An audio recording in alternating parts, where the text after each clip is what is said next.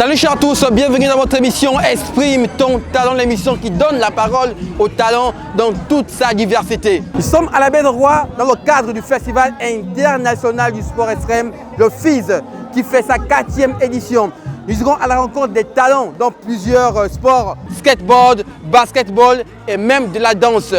Avec ces derniers, on va explorer leur talent dans toute sa diversité. Sur ce, je vous prie de me suivre découvrir ces passionnés du sport. Et c'est maintenant, tu connais, vas-y. Let's get it.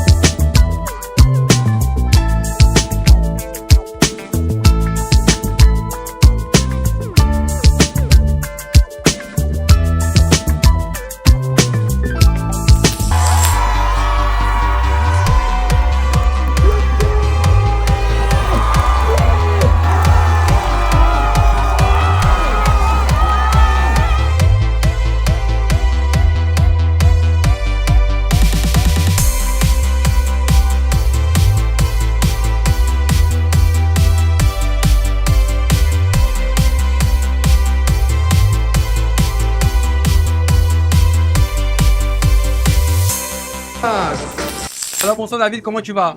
Bien, vous. Ça va très bien. Déjà, on découvre à l'occasion de la 4e édition du FISE. Comment tu découvres d'abord ce festival, cette compétition? Je découvre le festival en 2023. Ok. C'était la première année où ça avait été instauré ici au Gabon. Ok. Et comment tu es parvenu à pratiquer ce sport?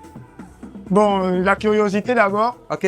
Donc, j'ai commencé à chercher sur Internet comment apprendre à skater. Ok. Et après, j'ai appris tout seul. Tout seul. Comment ça s'est passé en fait quand tu apprenais tout seul, naturellement? J'apprenais au quartier parce que la Baie des Rois, le skatepark n'existait pas encore. Ouais. Donc, j'apprenais à la maison avec les vidéos et tout ça. Ok.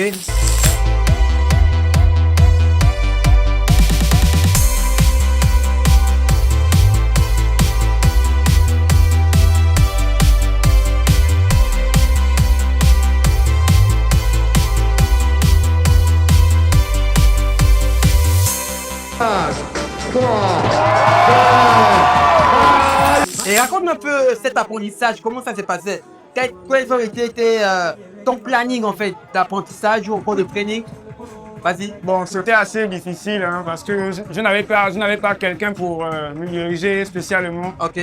Maintenant, après, j'ai découvert le Nine Club avec mon coach Issa. Il m'a aidé à avoir les bases. Ok.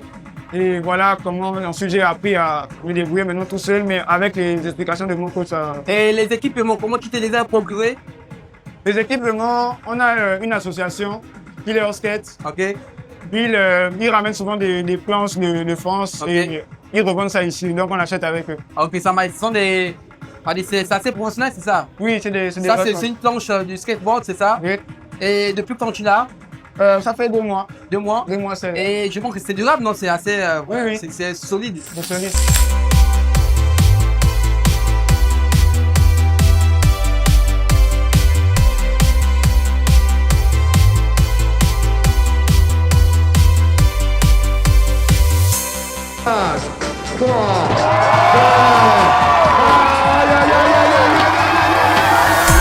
Raconte-moi un peu les prémices au FISE. De cette année. Ouais, cette année. Bon, cette année, je venais un peu stressé. Je n'avais pas assez travaillé parce qu'ils ont dû fermer le parc pour les rénovations. Mais j'ai réussi à gérer, j'ai fini premier des qualifications cette année. Parce que tu as fait bonne sensation, là, j'ai vu tout à l'heure. Raconte-moi un peu comment tu t'es entraîné en fait.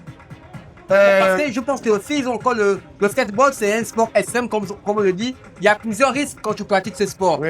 Comment tu es arrivé à parvenir à cette édition cette année? Par les trainings, bien sûr. Je venais m'entraîner tous les jours, à peu près. Les jours où j'étais libre, je venais m'entraîner. Je répétais les mêmes figures à chaque fois, jusqu'à ce que ça puisse rentrer. Et mais maintenant, le jour J, j'ai réussi à se mettre le jour.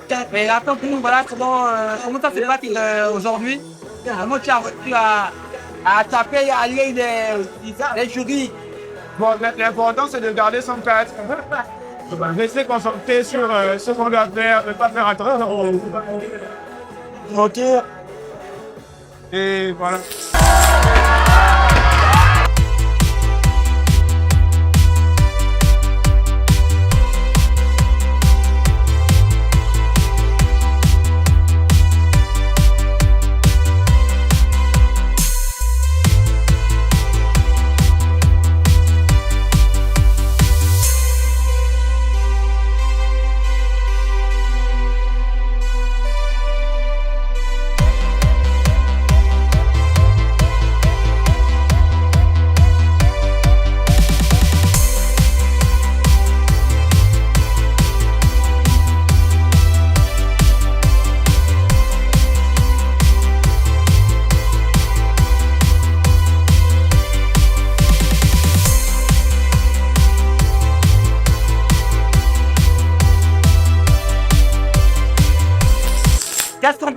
Qu'est-ce que tu peux dire aux jeunes qui veulent faire comme toi dans le skateboard? Bon, ce que je peux dire aux jeunes qui veulent commencer comme moi, c'est déjà de ne pas avoir peur. Ok. Ne pas te démoraliser longtemps, parce que c'est un processus. Ouais. Et Un processus comment on fait des souffles un peu? au début, on perd toujours, mais à force de persévérance et de travail, tu finis toujours pas.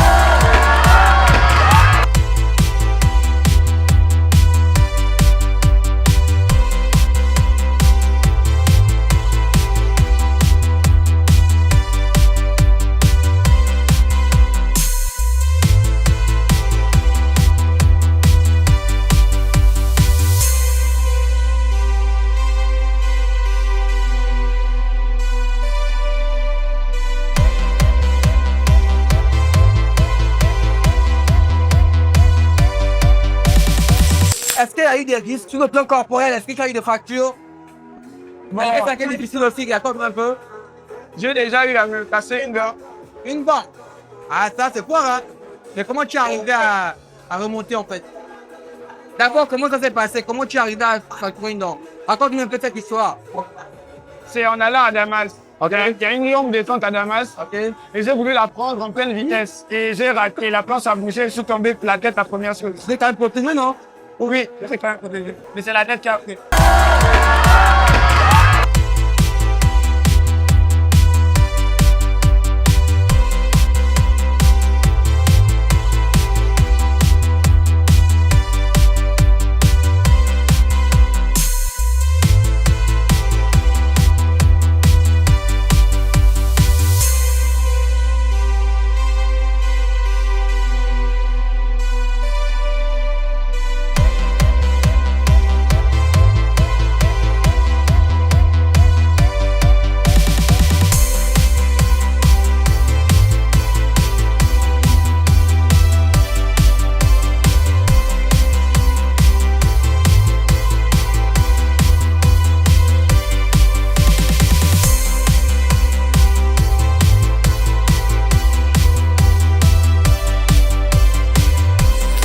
qu'est-ce qu'on peut retenir de toi en fait sur le plan sur la pratique en fait de ce sport? Vis-à-vis de toi. Qu'est-ce qu'on peut retenir? Est-ce que tu comptes devenir professionnel à long terme? Ou tu le fais de manière amateur? J'aimerais bien représenter mon pays à l'international comme l'a fait le premier de l'année dernière et de l'année surpassée. Ok. J'aimerais juste voyager grâce à mon sport, découvrir un peu d'autres pays, c'était là-bas aussi. C'est vraiment mon objectif. Pas finir professionnel, mais vivre ma passion. Et on te remercie, Yoann. Et bon vent à toi.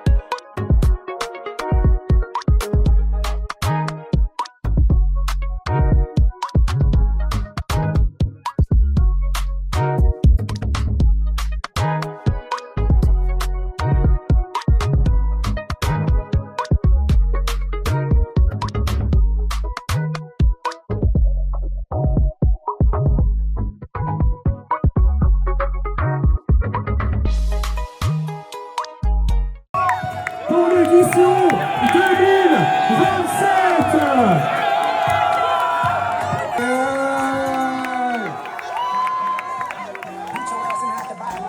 Yes, yes, yes.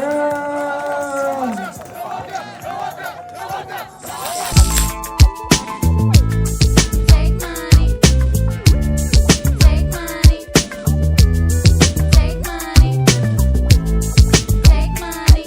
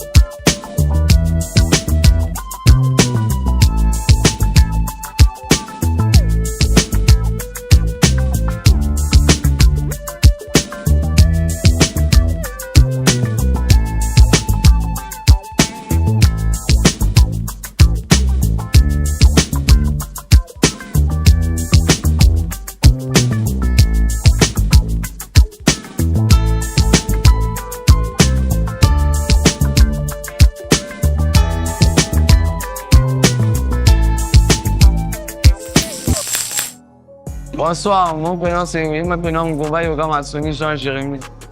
Mon histoire de basket, c'est à cause de mon grand frère. C'est lui qui m'a fait découvrir ce sport. Donc à la maison, on jouait tout le temps ensemble au basket. Et j'ai commencé à jouer au basket ici à Libreville à partir du lycée de mon grand-père en 2017. J'ai commencé à jouer au basket à la Ligue de l'Estuaire.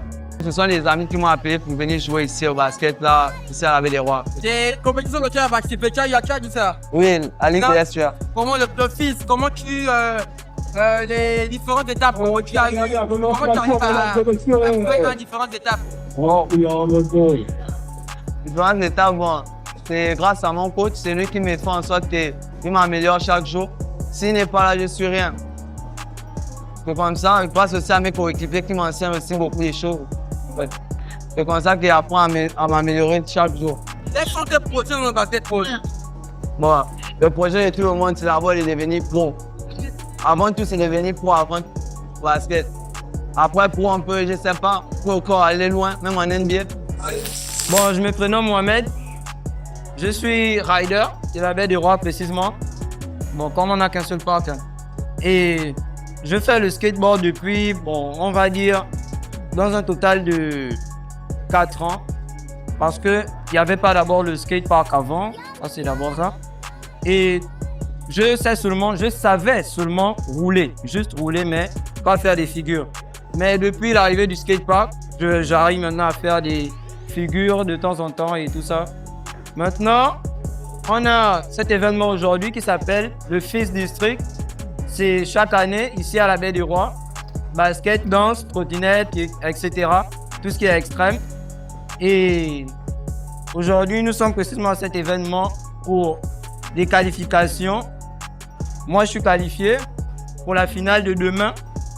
Aujourd'hui, l'ambiance était plutôt pas mal. J'ai aimé, c'était bien. On a des champions qui sont revenus de plusieurs pays, etc. et tout ça. Alors, est-ce qu'il y a eu des défis que j'ai commencé à participer de ce sport? Bon, oui, on apporte, on peut dire, des roues, des trucks, des decks. C'est la planche elle-même sans, oui. Et on peut organiser certains petits trucs que si jamais le vainqueur parmi ça, il peut avoir soit une deck, des roues, tout ce qui est bon. Tu as eu à faire des factures de production pour moi dans ce sport? Les factures, bon, c'est précisément si il faut acheter une planche. Mais moi, comme j'ai des amis, j'ai des grands frères aussi dans le skatepark, il m'a précisément offert cette board. C'est mon grand frère. Comme je n'avais pas de board, ma dernière planche, j'ai fait une figure et je l'ai cassée. Du coup, il m'a donné une autre. À part ça, j'ai fait aucune facture. Mes projets dans ce sport, c'est... J'ai bien envie d'aller loin, d'avoir un niveau plus que celui que j'ai aujourd'hui. Et si possible, aller rider avec les autres riders à Montpellier. Si jamais je rencontre la victoire. Tour. Allez, regardez, mesdames et messieurs. Puis c'est un local d'ici. Oh, oh, oh, oh. Regardez. Attention, mesdames et messieurs. Yes, sir. Allez, jusqu'au bout, on peut applaudir bien fort. Les jeunes générations, mesdames et messieurs.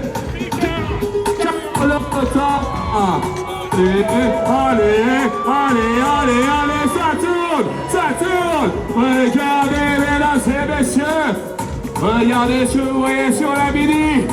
Attention. Oh là là. Mais c'est incroyable. Regardez ce que fait avec son corps. Et on peut l'applaudir bien fort. Je m'appelle Carolina Dudel, j'ai 24 ans, je suis big athlète en breakdance. J'ai été représentante de la France aux Jeux Olympiques de Paris 2024. Alors mes débuts avec la danse, j'ai à mes 6 ans. On m'a un peu dédié à l'école primaire à un cours d'initiation et c'est là où on m'a pris mes pas et où je suis tombée amoureuse du break. On avait ce qu'on appelle le cypher, c'est un cercle où on danse chacun au milieu, chacun son tour. Et je me rappelle encore de cette énergie où Bon, en fait, je dansais au milieu et la consigne c'était fais ce que tu veux. Allez. Je me rappelle que je suis juste esquivée, je suis libre. Et il y avait tous les encouragements autour de moi et ce jour-là, je me suis dit, ok, c'est ça que je veux faire. Et au final, cette énergie que j'ai ressentie, c'est tout ce qu'on ressent dans n'importe quelle discipline urbaine. Et c'est ça qui me plaît beaucoup. Il faut savoir que je suis d'origine cubaine, ma maman est cubaine et ça a beaucoup influencé dans ma danse, dans ma personnalité. Parce que j'allais pouvoir visiter ma famille. Ça m'a donné aussi mon nom de scène. On me dit souvent Signorita Carlota. C'est le nom que j'ai eu pour les Jeux Olympiques de la jeunesse à Buenos Aires en 2018. Et je pense que ça influe beaucoup dans mon style. Parce que le break, c'est une danse qui est assez acrobatique, qui est technique et au sol. Et c'est une danse qui est aussi très masculine. Donc je veux que ma danse soit technique, complexe, forte, mais aussi élégante. Et je pense que le côté cubain vient ramener ça dans ma danse. Ma première rencontre avec le FIS a été en 2019. C'était la première édition du break au FIS. À l'époque, il n'y avait pas encore de catégorie binaire.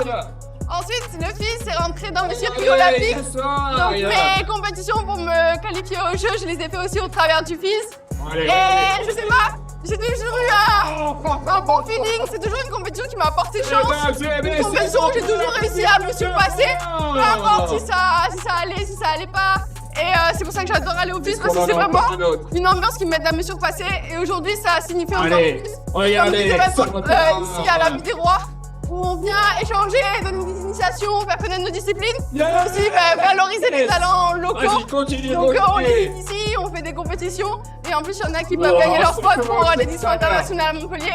Donc je suis contente de faire partie de cette aventure, contente d'être ici au Gabon, c'est la 3e fois, on m'a toujours super bien reçu, toujours dans le respect, avec beaucoup d'espoir, beaucoup de confiance. On nous a toujours fait sentir qu'on était bienvenus. Et j'adore cette ambiance, j'espère revenir encore. Alors merci le Gabon et merci. Ça fait plaisir, mesdames et messieurs.